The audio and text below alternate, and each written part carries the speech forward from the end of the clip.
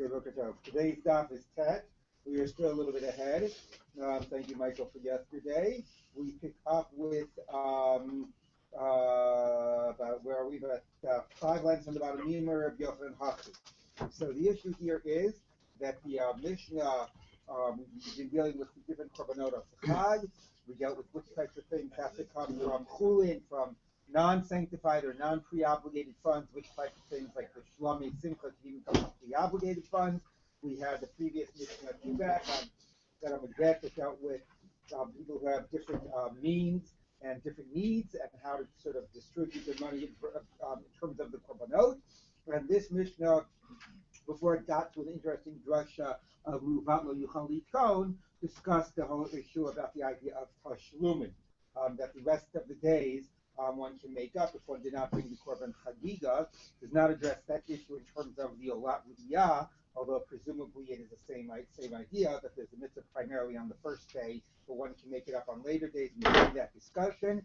And now we have left off with with this debate spelled out between Rabbi Yochanan and Rabbi Oshia, which is whether you say that the real obligation is the first day, and that any other day that one would bring is only making up because of the first day obligation.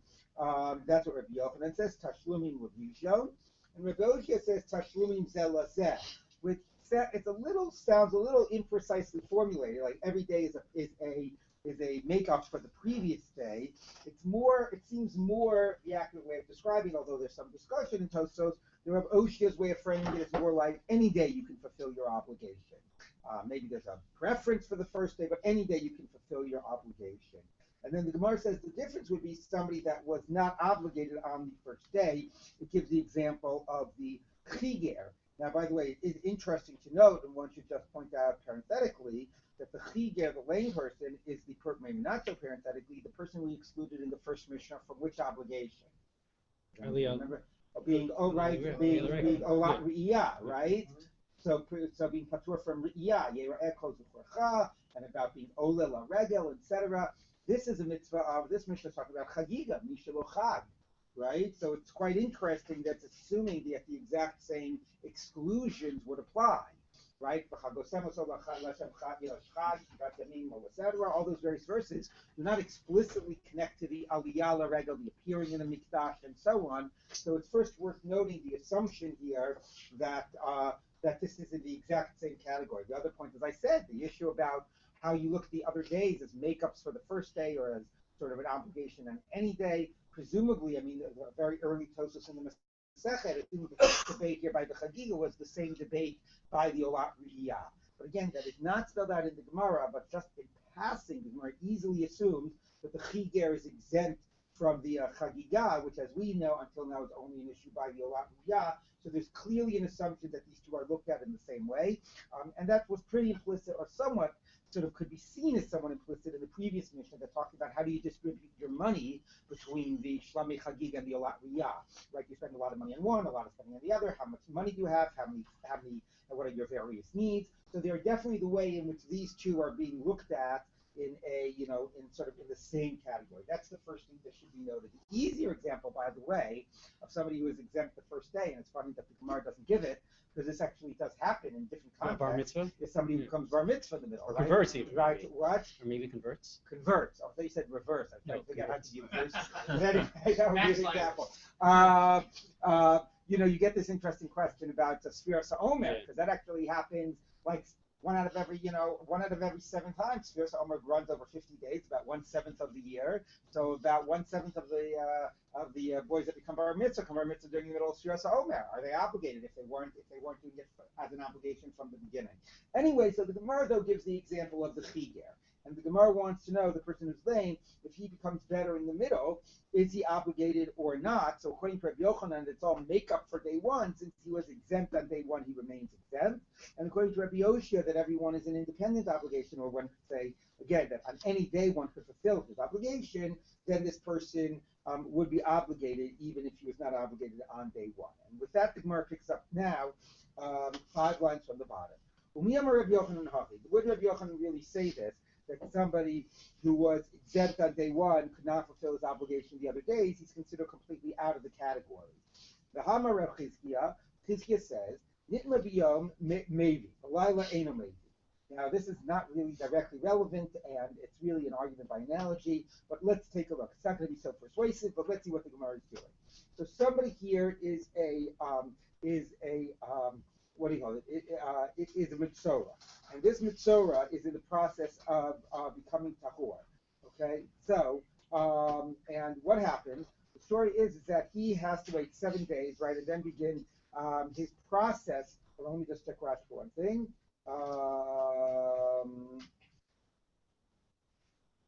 I'm sorry, no. He's a Nazir, but a minute. Oh,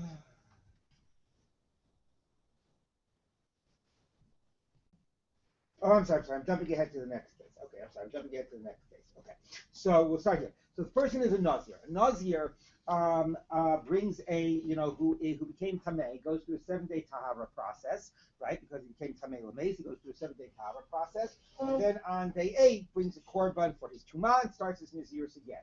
So the question happens, what happens if in the middle of the 7-day process, let's take first an easy case, on day 3, as he's in the process of becoming tahor after having encountered a dead body, he touches another dead body. So clearly then, he's not going to bring a second korban. It's all a continuation. He hasn't gotten out of his tumah.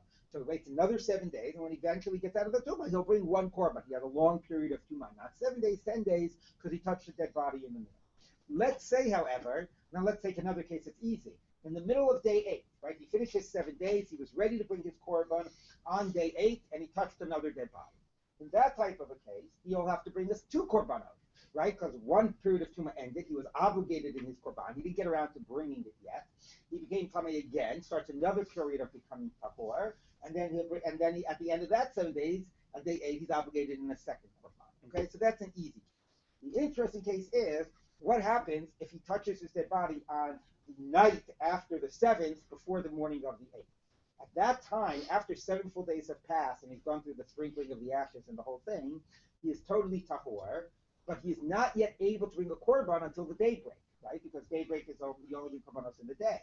Is he considered to have been out of his period of tum'ah, obligated in a korban, although he can't bring it yet, and therefore when he becomes tameh again, he becomes obligated again in a second korban, or is considered because he never had the opportunity, or he wasn't even maybe even considered fully obligated because he couldn't have yet brought it. It's all a continuation of the same process. That's the debate of Hagigah and Rabbi Yochanan. So let's take a look. In the night? What about even in the day? No, because then he's already obligated, and then second. No, process. the day of the day of 8.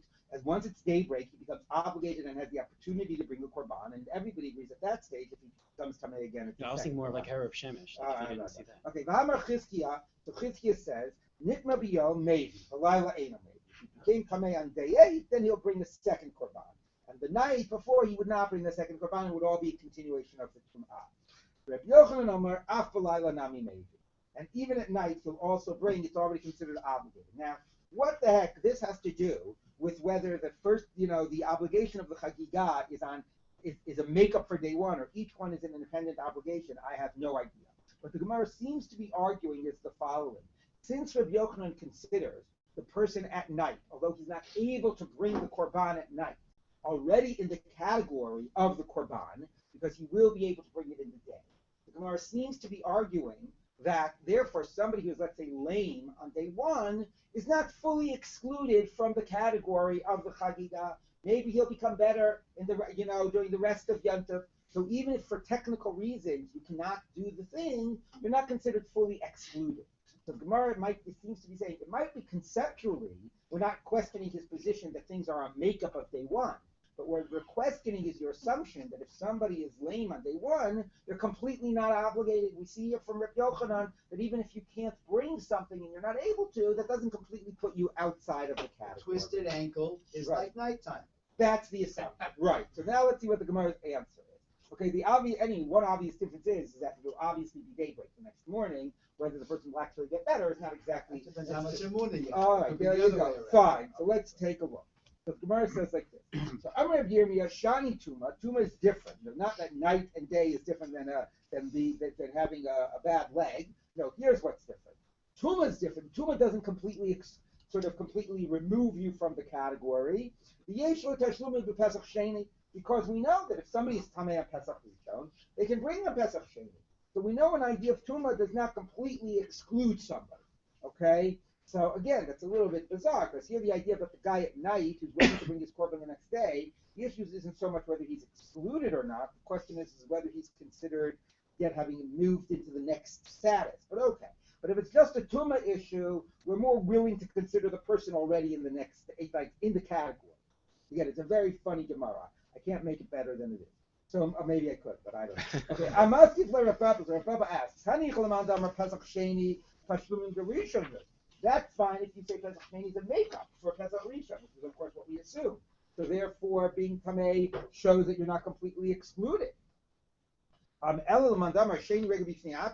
the one that says no, this person is exempt on Yom Tov Rishon on the first Pesach. Now he has an obligation on Pesach Sheni, but conceptually it's not a makeup of Pesach Rishon. That's a fascinating debate, which we discussed a while ago when we were in Psachim.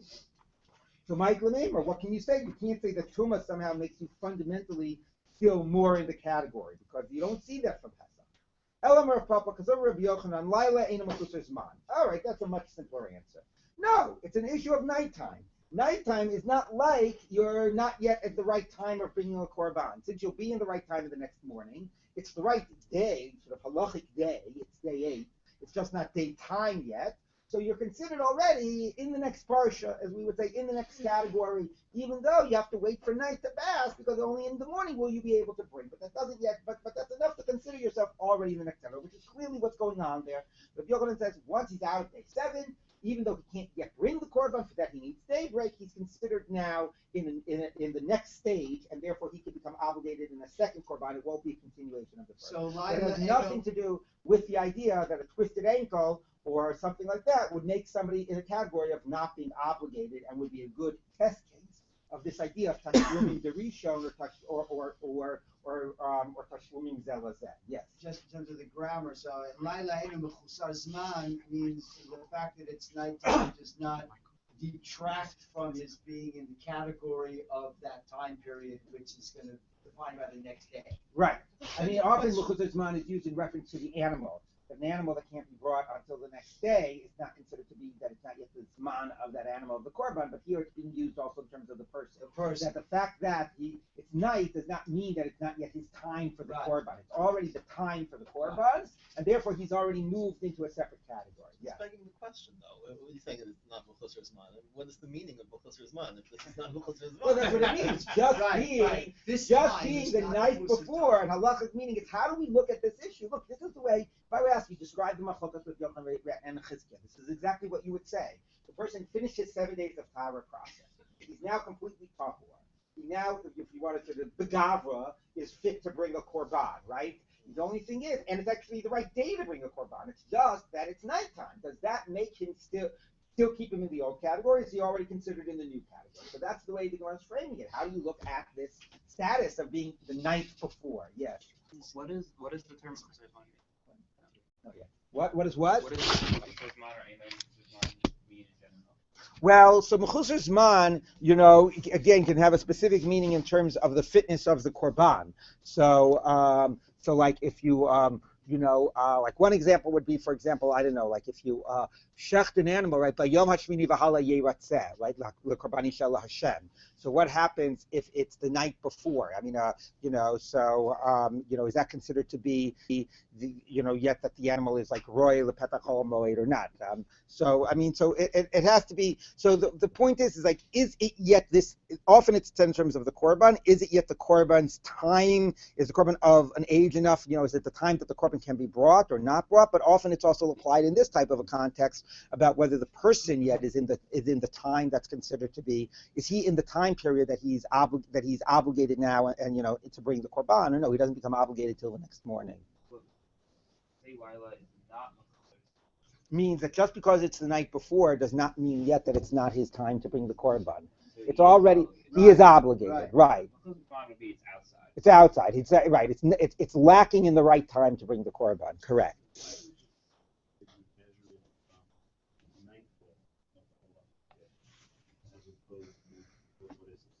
Yeah.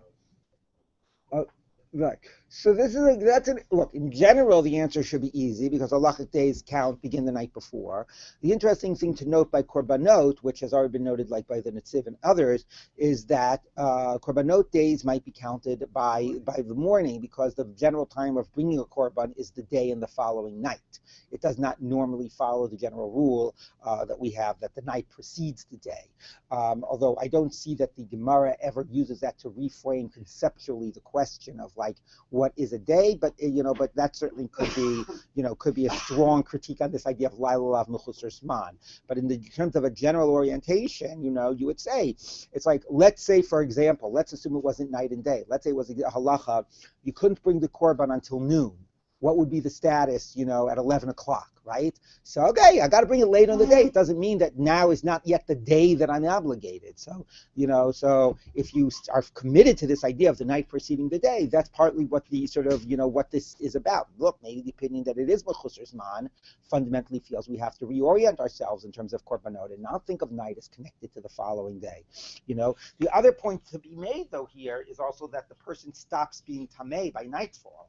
So although they can't bring a korban until the day, right, their previous truma ended, right, by nightfall. So they are in this sort of gray zone. This is also a famous debate of Beit Hillel Beit Shammai about a woman who has multiple miscarriages and the obligation to bring another korban, right? So a woman day 40 after, let's say, a miscarriage, after birth, but even after a miscarriage, would bring a korban on her childbirth. So the question is, well, it's 40 days. She's going to bring a korban the next morning. Let's say or 80 days, because it wants to give a scenario where she became pregnant again, could have a viable child or whatever. So if it was a girl, 80 days, she's going to has to bring a korban the next morning for her first birth, and let's say she miscarries the night before.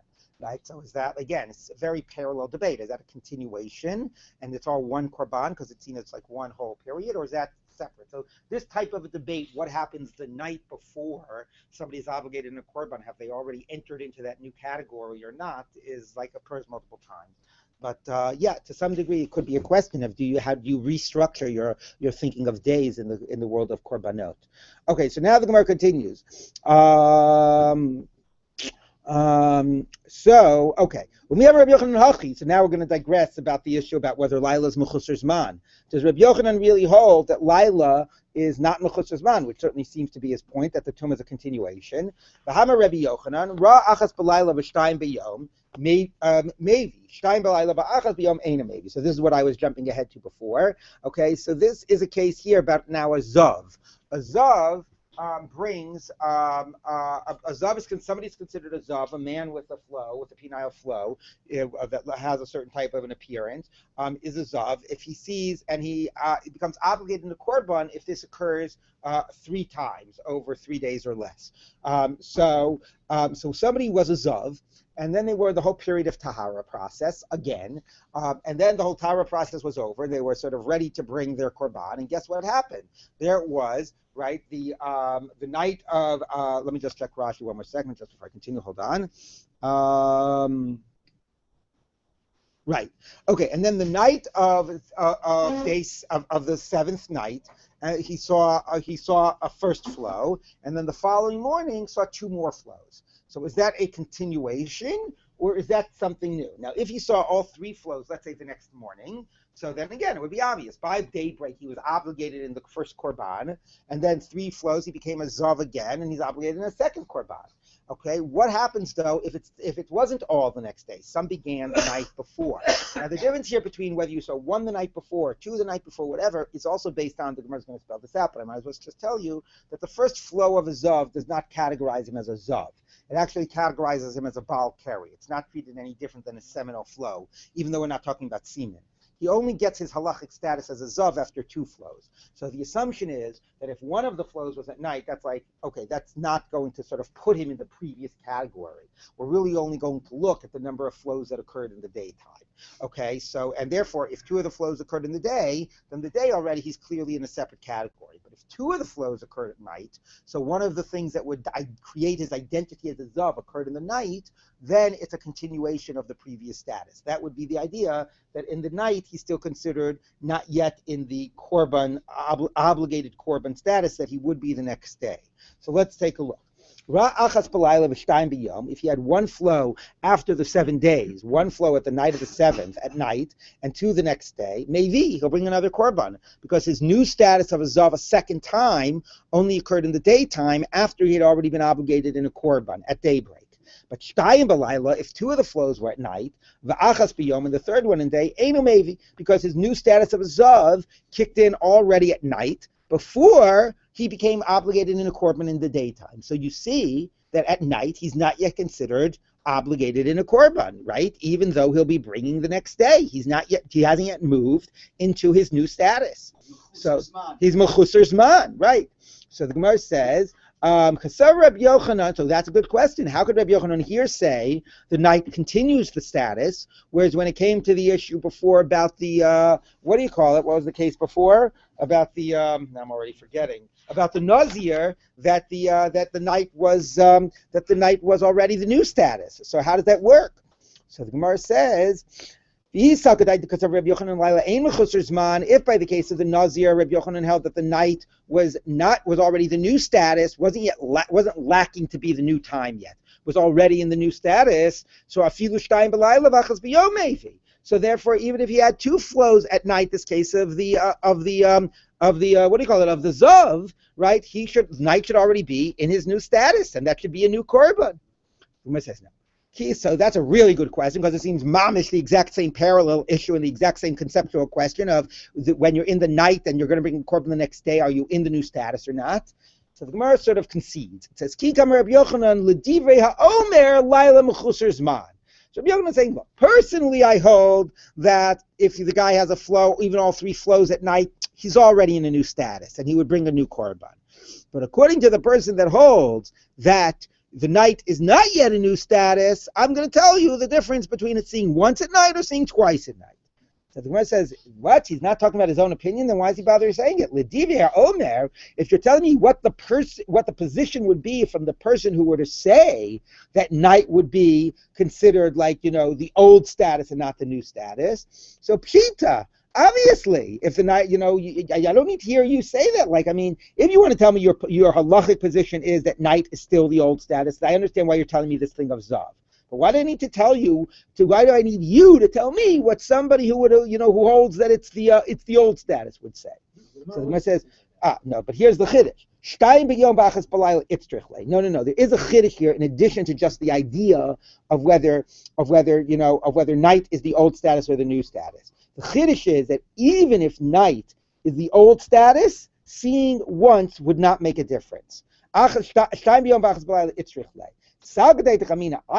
Atakfata Rav Sheshes sprayed Rav Idi, where this comes up in other Gemara. Rav Sheshes, the son of Rav Idi, challenges this, and he says even one seeing at night should already connect you to the old status, because the process began at night. So even one seeing of night should put you in the old status. Kamash Malon can Rav Yosef, and no, the response that Rav Yosef had back is what I told you, that the first seeing doesn't yet classify the person as a zav. The first person seeing the person is still in the status of a balkari. So the first seeing is immaterial. So what the Gemara has said is that Rabbi Yochanan actually holds that night is the new status. So if a person becomes a nazir, so the case of a nazir becomes tamei again at night, it's already a new korban. If the person was a zav and started seeing at night 1, 2, 3 flows, it's already be a new korban. The night is already the new status. This teaching was according to the one that says the night is the old status. So then you might think that even one flow already creates a sense of continuity, and it's not a new korban. And the chiddush is no, one flow is not yet significant. Only 2 flows at night would create that sense of continuity and say that it would still be 1 korban, not 2 korban. So we have went far afield from our discussion about the nature of Hagigah and whether it's tashlumim derishon or not tashlumim derishon. And really, this whole discussion is pretty irrelevant because okay, that's a fascinating conversation, but that's not a concept. That's an issue. When have you moved into a new status? If you're going to bring a korban the next day, but you can't bring it at night, but halachically it's the next day, and your Tara process finished the day before. Okay, so that's a debate that we get in all of Shas about Laila Mechusar B'chusar Zman. But again, it has not really given us any sharper understanding of this debate of whether the fundamental obligation is day one and the rest of the days are makeup, or whether fundamentally it's really an obligation, bring it any day in your Yotzei. Maybe a preference for day one, but bring it any day in your Yotzei. That still remains a sort of an unclarified debate. But to me, the fascinating part about it is the assumption that the identity between the mitzvah of Olas Re'iyah and the Shlamei Hagigah. The Gemara just in passing assumes that the person exempt from Olas Re'iyah is exempt from Shlamei Hagigah. And also the question also that we could ask about what's the obligation of Olat Re'iyah? Somebody who's exempt the first day and they're bringing of an Olah on the other days, and the assumption that Tosfos and others make that it's the same issue that the Gemara has said here about whether to see the other days as a makeup or to see them as equivalent. Dov, you had a question? Yes, Echad Balayla Shtayim B'Yom. Why would you need Shtayim B'Yom? The one at Balayla is immaterial. Because you don't bring. No, it's not immaterial. Person needs to see it 3 times in order to be a zav who's obligated in the korban. Right. But the first time is not yet considered the beginning of the process of ziva. Okay, so now the Gemara says like this. All right. Now we get to a little agadita. So the one sort of halachic issue in the Mishnah did not really get further clear, or not even in the Mishnah. It was the Amoraic discussion related to the issue of the Mishnah of the idea of tashlumim. That did not get further clarified. And now we get to the interesting little agadic discussion going on in the Mishnah about somebody who missed. You had a makeup time. You had 7 days to make it up. You didn't make it up. All right, now you've blown it, right? Muvat lo yuchal litkon v'chisaron lo yuchal lihimanot. So just to remind you what happened in the Mishnah, the Stam Mishnah made that statement about the person who blew his opportunities to bring the Korban Hagigah. But Shimon ben Asya said, no, that's actually where it's not just like you didn't do a mitzvah, but there's actually some lasting injury created as a result. It's mu'uvat, right? It's one thing like a chisaron. Okay, you didn't do the thing you were supposed to do. It was a lacking. But mu'uvat is a perversion. So he speaks about the idea of an act of adultery or incest, which produces a mamzer, which really creates something like, which really has a negative, real world negative impact about the person's avera, lasting impact that cannot be fixed. And then you had Rabbi Shimon ben Yochai says that it has to do something that began okay and then was perverted, not just the creation of something bad, but the perversion of something that started good, and speaks about Talmid Chacham HaParish Min HaTorah. So let's see what the Gemara sort of says about this. Avar Regav lo Chag Eino Yochai Bach Yusov Al Zeh Nemar Muvat lo Yuchal Litkon V'Chisaron lo Yuchal Lihimanot. Amarle Bar Hei LeHillel. So here's Bar Hei, which we almost never hear. Right, Ben Bagbag and Bar Hei. So by the way, I just got to show you this cute little Tosfos. Bar Hei. Tosfos says, Yesh Mefarshim Shager Haya.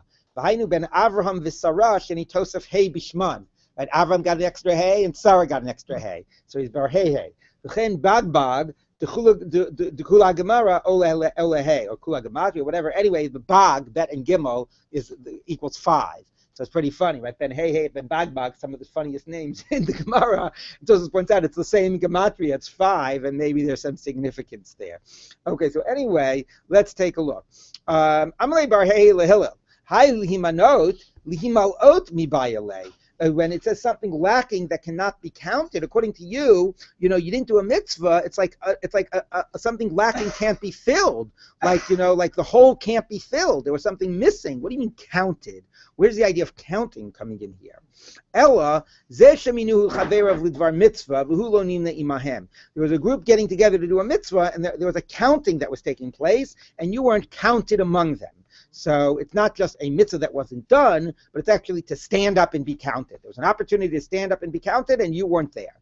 Tanya Namihachi, we taught similarly. So that's something that cannot be fixed, as opposed to that cannot be filled, cannot be counted, cannot be fixed. Like you missed Kriyat Shema, so you blew it. Or a person missed davening of Shachris or davening of Arvit. Now that is quite fascinating, right? Because that could be made up, which Tosfos points. There's tashlumim for that. So Tosfos points out that that's actually part of the Chiddush. That even though there's a sense of tashlumim doesn't totally fix it, which is an interesting idea, right? But why, of all things? I mean, there's a million mitzvahs you could say somebody didn't do, right? So it's very fascinating why these are chosen, and particularly the tefillah, which actually does have some aspect of a makeup, although Tosfos says maybe that's dafka the point.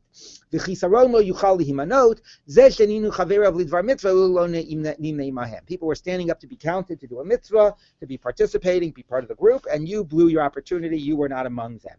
So by the way, and the other nice thing about that point is that it's not just like shirk shirking an obligation, which is like more obvious. It's even not having that initiative or not stepping forward to seize an opportunity, right? So even that, there's person can be held accountable for that. Amalei bar hei lehillel. So now Bar Hay say to Hillel, since we're talking about Bar Hay and Hillel. What's meant by the verse? V'shavtem uritem bein tzaddik l'rasha, bein oved Elohim la'asher lo avado. You will go back and see between the righteous and the wicked, between one who serves God and one who does not serve God. So hainu tzaddik, hainu oved Elohim, hainu rasha, hainu asher lo avado. That's a redundant verse. So the righteous is somebody who serves God. All right, the wicked is somebody who doesn't serve God. What's the verse adding? So Hillel said to him, so avado v'lo avado travayu tzadiki gemorininu. No, not serving God, not serving God. You could be righteous. Now again, we wouldn't say a tzaddik, but somebody who fully does all their obligations, but doesn't, go that extra mile, doesn't really strive to serve God beyond just satisfying their basic obligations. So what would be the example? Tzadike gemurininu. I like the idea. Complete tzadikim. Call somebody who has lo avado tzadike gemure. The ena dome, but here's the difference. Shona pirko mea pa'amim. Somebody that learns his chapter, meaning chazers his learning 100 times. L'shona pirko mea v'achad. To somebody who learns it 101. It's like we say, I want you to give 110%. 100%, that's a tzaddik gomer, but that's not a real Oved Elohim. Oved Elohim is a guy, that's obviously somebody who doesn't do his obligation, but Oved Elohim is a guy who gives it 110% or 101 times. So Amar Lei, so he said back to him, so umishum chad zimna kari le lo avado, because he did one time less at somebody who did not serve God. Amar Lei, yes. Go look at the marketplace of the donkey, the donkey drivers, the people who rent out their donkeys. Asara parsi bezuza. They'll charge you 1 zuz to have the donkey go 10 parsangs. Okay. Chadasar parse, one more step beyond the 10 parsangs, 11 parsangs, but trezuzeh, the cost will be double, right? You're already into the next day, right? The rental car. The next borough, they would jack up the rate. Oh, right. No, but the better example is like a car rental, right? They don't prorate. Do they prorate it when you go into the next day, or they charge you a full another day? Depends, I guess, on the car rental company, right? But you go one thing over, and already it's a whole new charge. Example is the car service. They charge you double the second you crossed into West. Oh, that's sort of like Michael was saying. Okay, anyway, the point is that there's a normal limit to things, right? People are normally expected and you go up to the maximum. But, there's one thing to go up to the maximum. There's a clear sense of going beyond the normal limits. And that extra going beyond transforms conceptually, qualitatively, sort of the meaning of the act and the status of the person. The person who's willing to go that one extra thing. Now, by the way, that implies that 100 times to do chazar is seen as a standard. It's not like, everybody does chazar 5 times, you did it 100 and you did it 101. Right? So you could do 97 and you could do 98. It seems like there's that sense like, you're like, the real way to learn to do chazar is you do it 100 times. And this guy decided he's going to do it 1 extra. Now that to us sounds very hard to imagine, but again, I don't know if there's been any studies about this, but in an oral culture, you got to repeat things a lot, right? We're not necessarily saying that you're doing all of your Gemara 100 times, but if you're learning all the material and you're memorizing all the material, maybe there really was a practice of you do a standard way you memorize it is you repeat it 100 times. And this guy's saying, I'm going to actually push myself and do even more than is the norm. Now, the Maharsha points out a great little gematria that Oved Elohim le'asher, right? So ayin, if you take the Rashi Tevos, ayin, Oved Elohim, Aleph, and le'asher lamed is 101. And lo avado, the Rashi Tevos, the lamed and the ayin is 100. So that might be where the Gemara is getting the 101 versus the 100. Yes. With pure code, like his character reference, like in an oral culture, like, hey, you were the guy responsible for the Torah. Oh, that's an interesting idea. Yeah, so did they ever really do that? There was there was like a myth. I mean, scholars have said that this isn't true, but there was a myth that when they were trying to figure out how did all of the Baalei Tosos be able to know stuff from all of how did it all at their fingertips, right?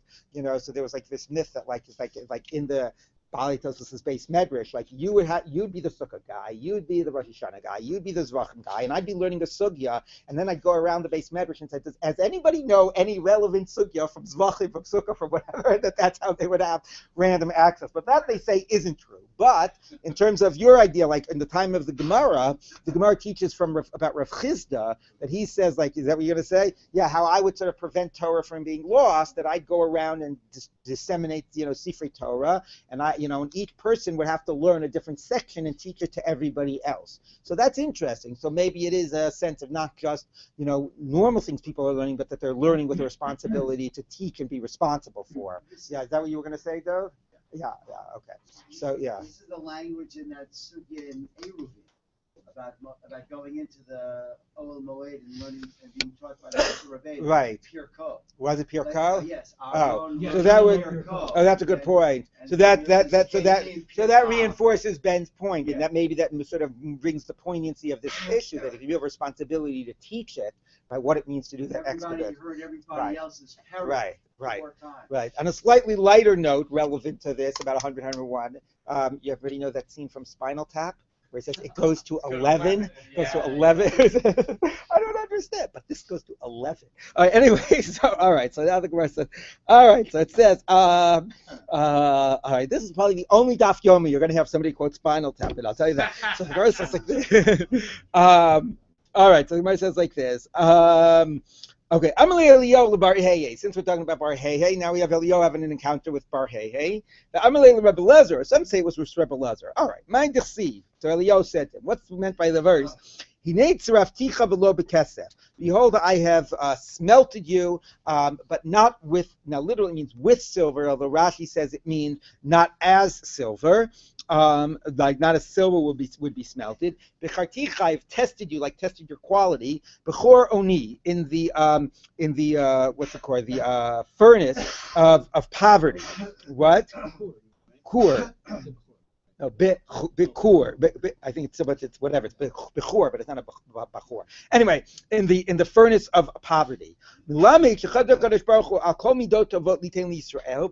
was looking around for all good qualities to give to the Jewish people. This is apparently what he said back to Eliyahu. And the best quality to give them was poverty. Amar Shmuel v'Tamer Rav Yosef Hainu Dami Yinshi. That's what people say. Ya ani yusa liyudai. Poverty is good for the Jewish people. Ki barza sumka l'sus yachivra, like a red strap for a white horse that somehow, I don't know, keeps him in line. It keeps him from. This is interesting. It goes back to the earlier Gemara, right? That first dealt with all of the tragedy of the Chorban Habayis, and then tried to reframe it in a positive way. So here it is sort of talking about, maybe if you have too much wealth, you go off the derech. You keep poor, it keeps you on the right path. And that the Marsha actually says that the point of the lo b'kesef might be that point, meaning not as silver would be smelted, but I smelted you by not having silver. The way that you were smelted was that parallels the word of oni later. With the absence of silver, that was how you have been tested. Your quality, your steel has been tested in that way. Okay. Rabbi Yishimon ben Menashe Omer, Ezu muvat lo yuchal litko, and zeh haba la'erva v'holi mimenu mamzer. So now we move on to the idea of lasting damage and of the sin. Yes. Maybe the Mashazar Kodfar claim isn't God went over all of them. The best one he found was this. Yes. Maybe the claim is he went over all of them, and the only one he gave to Israel was poverty.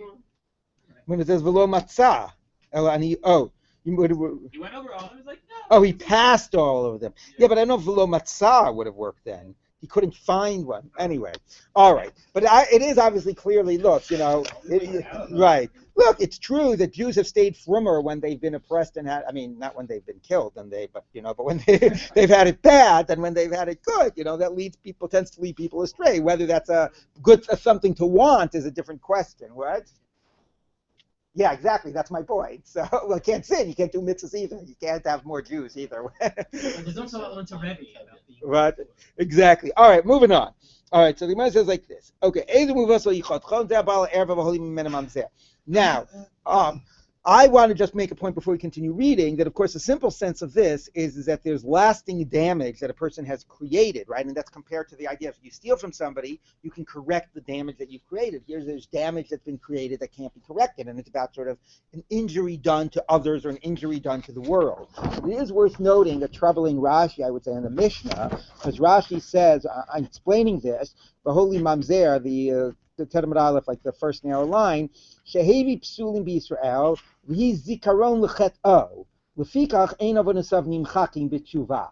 So like the problem is not so much the way the world has been hurt as a result of this person's sins, but since the sort of the product of the sin is still around, then the person can't be forgiven. So it's sort of more concerned about the person being able to be forgiven for his sins than to being able to correct the injury and the damage created by his sins. To me, it's a little, you understand the difference? We're focusing on our concern for the person rather than our concern for the impact that the person had. Anyway, that's what Rashi said. Let's take a look at the Gemara. Holid in, lo holid lo. 1 minute. So there's only a problem, an unfixable problem after a child has been born. If a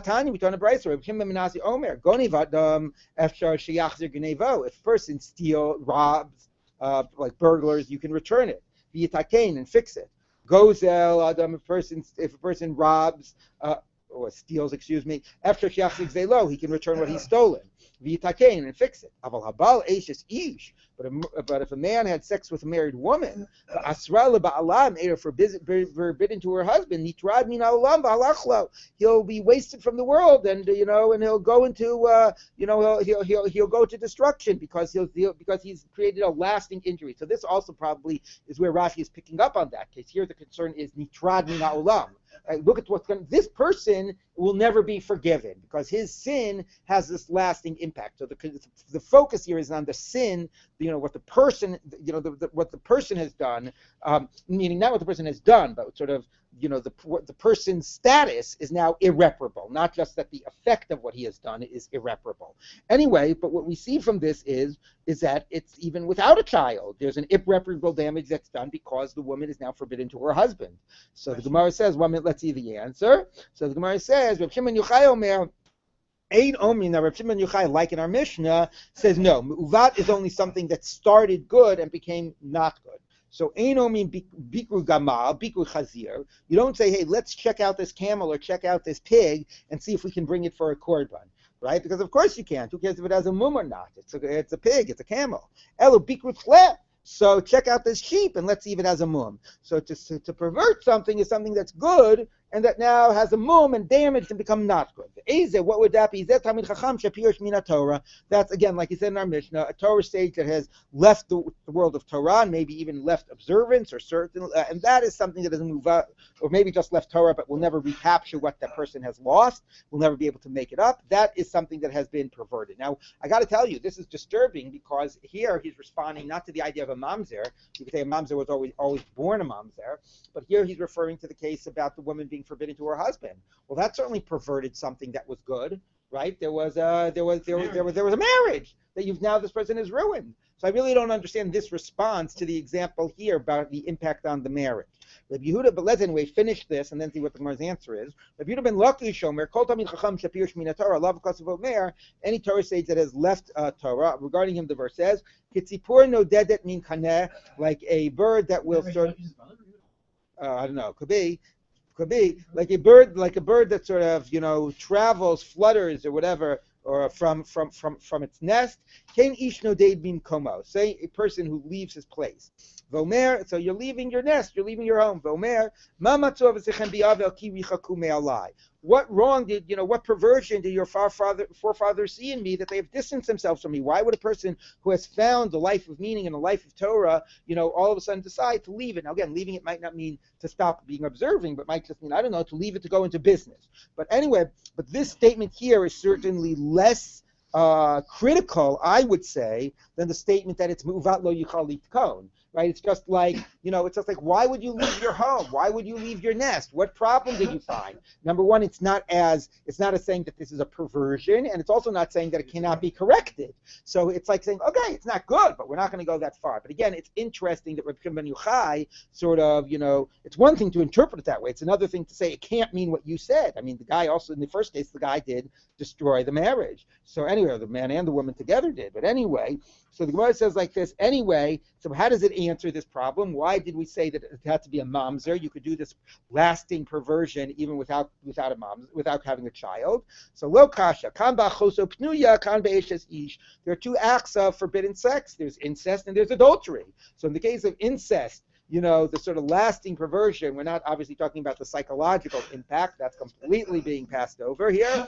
So the lasting perversion is if a child is born and the mom's there, whereas in the case of adultery, there's a lasting perversion done in terms of the destruction of the marriage. Charlie, you had a question before. We're going to have some other going to bring up the sister possibility. there you go. See that? The Ibai Sema, now that's one thing. I got to tell you, these next things are deeply disturbing. The Ibai Sema, if you want, you could say, Hava Haba Ishas Ish, two scenarios of a case of marriage. And so why would one require a child to be born for there to be a lasting perversion? The lo kasha, kan ba'onis, kan b'ratza. Difference between rape and willing. So you imagine what the Gemara is saying, right? I mean, just so much looking at it in this very narrow halachic way. Well, if the woman was raped, then she's not going to be forbidden to her husband. So then the lasting damage is only created if a child is born. Or if it's willing, then she becomes forbidden to her husband. What about the lasting damage created by the act of rape?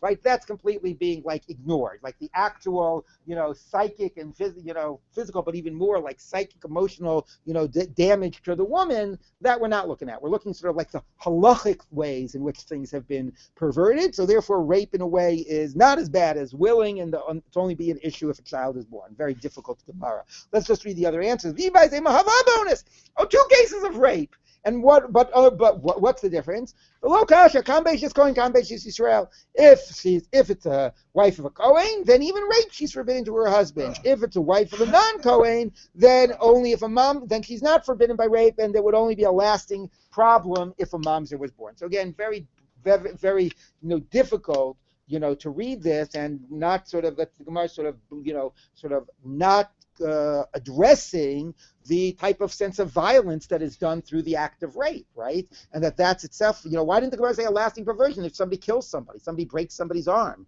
That's a good example. You can pay as much money as you want. You're not going to correct it. So anyway, so it's, again, interesting, and troubling that this is what the Gemara says. Yes, Ben. That might be why Rashi focused on the ability to tshuva, because there's so many obvious examples of sins that just cause a permanent effect in the world. Yeah, but if those are permanent effect, if somebody's killed somebody, then that permanent effect is around. Same question. How should that person be able to do tshuva if the effect is around, right? The Rashi's still saying it's the point is there's a permanent effect, and therefore, it's the problem we're focusing on the effect or the impact on the person, but the scenario is a permanent effect. Also, I recognize difficulty in proper talk about these things this way, but one of the things that comes out from that first answer, it's Hagigah, one is with rape, one is willing. Right.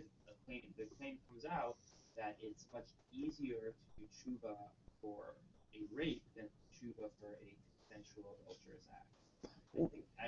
Right. Well, again, if you frame this Gemara as a question of ease to do tshuva, which is sort of like Rashi's way, right? Or you don't have to contend with the impact of your act in one case, whereas in the other case, you do. Again, but the problem is that it's ignoring the impact of an act of rape, right? That's the problem. But right.